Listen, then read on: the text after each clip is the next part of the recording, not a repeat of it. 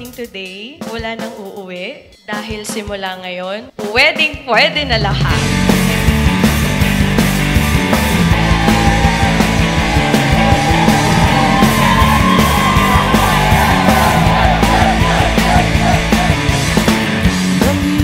Hindi ko siya ma-describe kasi parang for now, ito yung best day of my life. Hindi mapalagay. Mga pinsan ko, lakasan nyo ang pagmamahalan nyo, talunin nyo ang Aldab. Hoy! Kinakabahan ako pero dahil nandyan ka, mas talo akong kinakabahan. Simula sa araw na ito, magsisimula ng adventures natin dalawa.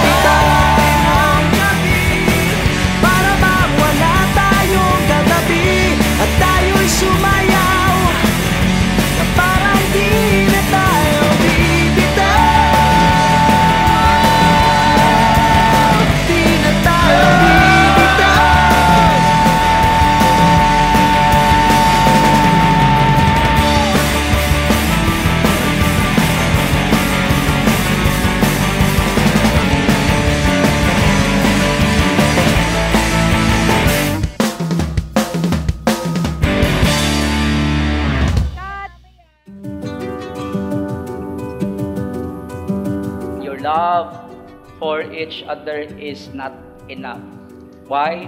Because there is no perfect human love. At kung gayon, kanino din kayo titingin? Kaninong pag-ibig? Pag-ibig ng Diyos. And look at Jesus there. Talagang wala kami masyadong naging problema for the past 10 years kahit na nag-start kami as pareho student. Typical na nararamdaman ng isang ikakasal, masaya and excited. Siyempre, more than 10 years din naman kami nasa relationship eh. Marami ring dumating na pagsubok, so hindi naman din mawawala yon sa relationship. Pero talagang yung love namin for each other, yun talaga yung mas nagpatatag sa amin talaga. Ito na yung time, ito na talaga, ilang oras na lang. So, ready ako. Tatawagin mo na akong husband. So, maraming salamat. Love you.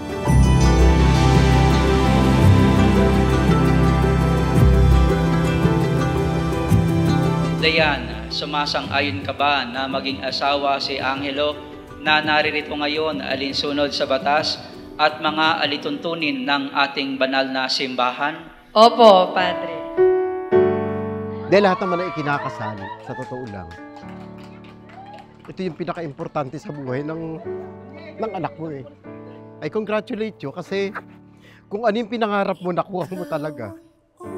For 10 years na yung relationship nyo being boyfriend and girlfriend, hindi ako makapaniwala na magtatagal kasi alam mo naman sa panahon ngayon, di ba? Pero I'm so proud of you. Proud na proud ako sa iyo, sa totoo lang. Hello. Salitang dyan nagsimula lahat at sinundan ng sinong crush mo. Sa aking una't huling pag-ibig, after 10 long years, in front of God, our family and friends, we're finally here. My answered prayer. Hanggang sa dulo, ako at ikaw ikinuhit na ng tadhana na tayong dalawa ay mag-iisa. Thank you for marrying me today. Thank you that you fulfilled your promise na papakasalan mo ako kahit naliligaw ka pa lang. Thank you for letting me experience what real love looks like, well taken care of, and literal constant since day one. Lalo na sa mga panahong na-miski ako sa sarili ko, hindi ko na alam kung ano ang gagawin. Thank you for being with me when everything is good. But thank you for loving me when all I can say is, love, parang hindi ko na kaya. Kaya nga, Angelo at Dayan, please persevere in your prayer and persevere in faith. You know, when faith blossom in marriage, new life begins.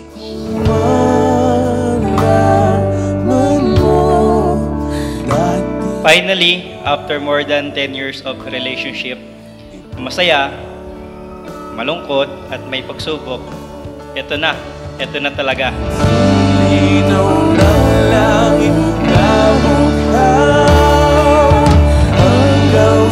Ikaw at ako, tayo, mahal ko, asawa ko.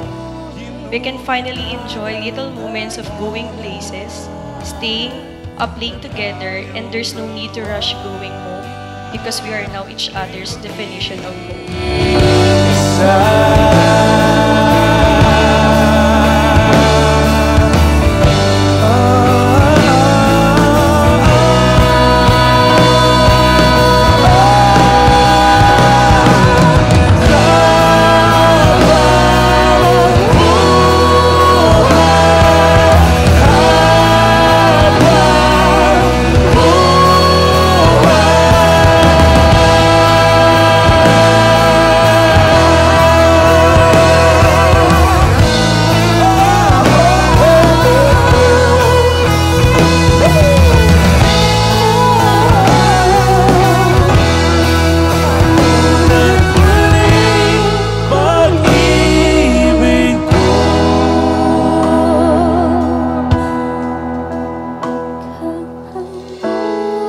Looking back, I can't help but think how far we've come already na sa bawat kabanata ng buhay natin, magkasama tayong dalawa.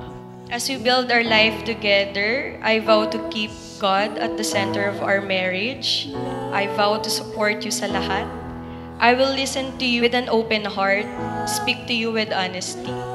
Again, thank you for giving me the best 10 years of my life yet. Mahal na mahal kita, asawa ko, higit pa sa sobra.